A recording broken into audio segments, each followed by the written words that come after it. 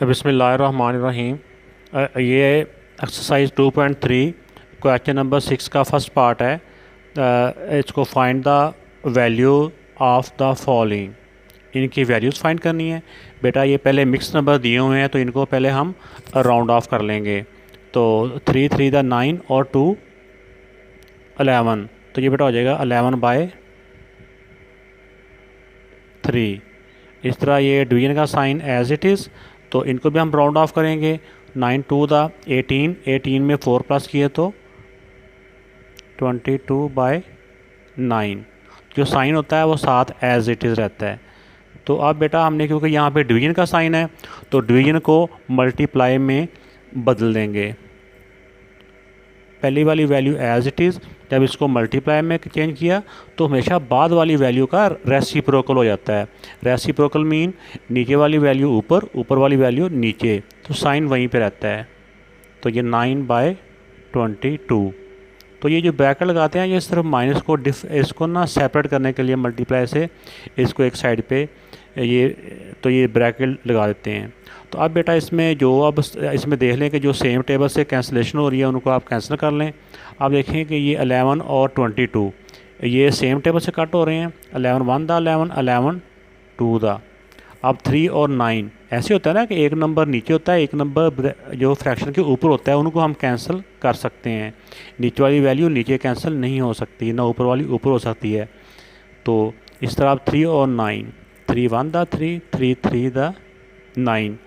अब देखें ऊपर क्या बच गया, ऊपर इधर 1 है इधर 3 है। तो पहले साइन का भी हिसाब कर लिया करें। ये मल्टीप्लाई है ना, इसका साइन प्लस है, इसका साइन माइनस है। प्लस माइनस से मल्टीप्लाई होगा तो माइनस ही रहेगा। 3 1 दा 3 और नीचे 2 1 दा 2।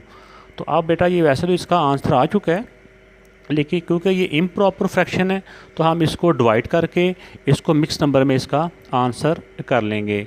ऊपर वाले नंबर को अंदर लिखना होता है और नीचे वाले नंबर से डिवाइड करना होता है। 2 1 दा 2, माइनस किया 1 आ गया, तो बेटा ये 1 होल 1/2, 1 होल 1/2, और जो साइन होता है वो एज इट इज़ साथ ही रहता है। तो ये बेटा इसका आंसर आ गया। तो अब इसका जो सेकंड पार्ट है इसको पहले राउंड ऑफ कर लें मिक्स नंबर को। 5 4 दा 20, 20 में 1 प्लस किया तो 21/4। डिवीजन का साइन एज इट इज़, इनको भी राउंड ऑफ कर लो। ये कंपाउंड फ्रैक्शन होती हैं तो इसको राउंड ऑफ करना होता है। 5 2 दा 10, 10 में 4 प्लस किया तो 14/5, और जो साइन था वो साथ एज इट इज़, हर लाइन के शुरू में इक्वल। अब नेक्स्ट स्टेप में हमने इसका जो डिवीजन है डिवीजन को मल्टीप्लाई में चेंज करना होता है। इसको डिवीजन को मल्टीप्लाई में चेंज किया तो जब मल्टीप्लाई में करेंगे तो बाद वाली फ्रैक्शन का रेसिप्रोकल हो जाता है। रेसिप्रोकल मीन नीचे वाली वैल्यू ऊपर, ऊपर वाली वैल्यू नीचे। अब यहाँ पे हमने देखना है कि जो सेम टेबल से कट हो रहे होंगे उनको हमने कट करना है।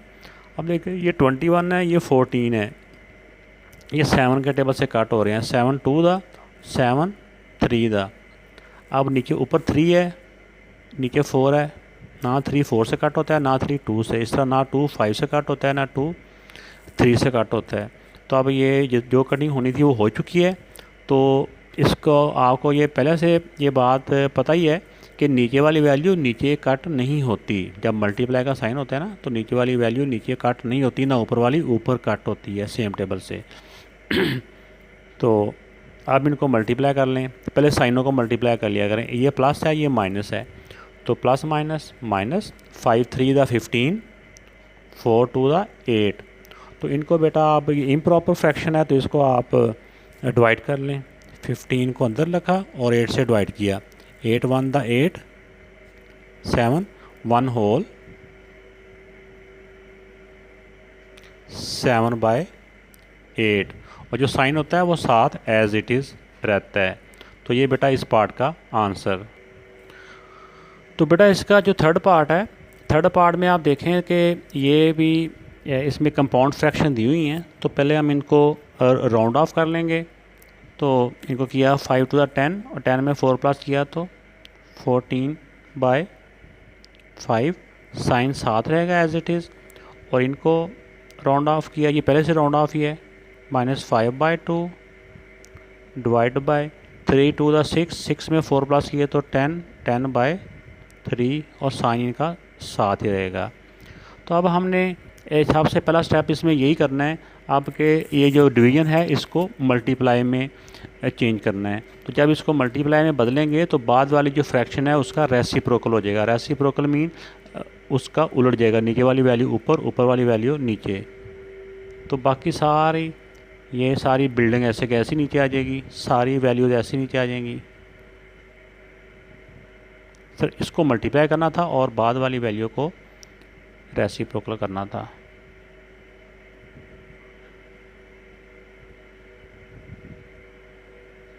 ये हो गया 3/10। तो इसमें देखें बेटा अब कि आप देखना कि हमने कौन से नंबर इसमें सेम टेबल से कट हो रहे हैं। अब देखें ये 5 है, 5 1 दा 5 1 दा। अब 2 और 14, 2 1 दा 2 7 दा। तब ऊपर 7 और 3 है, नीचे 10 है, तो 7 और 3 कोई भी नंबर 10 के साथ कट नहीं होता। तो अब इसको हम ऐसे मल्टीप्लाई कर लेंगे। तो इसमें देखा कि 7 3 दा 21 और ओवर 10। अब इसमें देखें ये माइनस के साइन है, जो साइन तो ये मल्टीप्लाई होते हैं, 1 माइनस 2 माइनस, 2 माइनस हो तो प्लस हो जाते हैं, फिर तीसरा माइनस आता है, फिर माइनस हो जाता है, ठीक है ना। तो अब ये इम्प्रॉपर फ्रैक्शन है, इसको हम डिवाइड कर लेंगे। 21 को 10 से डिवाइड किया, 10 to the 21, 2 whole sign as it is साथ रहता है, 2 होल 1/10। ये बेटा इस पार्ट का आंसर है। तो इसका फोर्थ पार्ट है, इसमें पहले इनको हम राउंड ऑफ करेंगे। राउंड ऑफ किया तो 4 1 दा 4 और 3 प्लस किए तो 7/4 मल्टीप्लाई 6/5। तो बेटा ये डिवीज़न है, डिवीज़न को हम मल्टीप्लाई करेंगे तो बाद वाली जो होगी फ्रैक्शन वो उसका रेसिप्रोकल हो जाएगा। इस तरह से ये इसका रेसिप्रोकल हो गया। अब क्योंकि ये ब्रैकेट है तो हम पहले ब्रैकेट वालों को सॉल्व करेंगे। तो अब इसमें देखें कि ब्रैकेट के अंदर मल्टीप्लाई या ऊपर नीचे कुछ सेम टेबल से कट हो रहे हैं, ऊपर नीचे सेम टेबल से कट नहीं हो रहे तो इनको ऐसे मल्टीप्लाई कर लेंगे।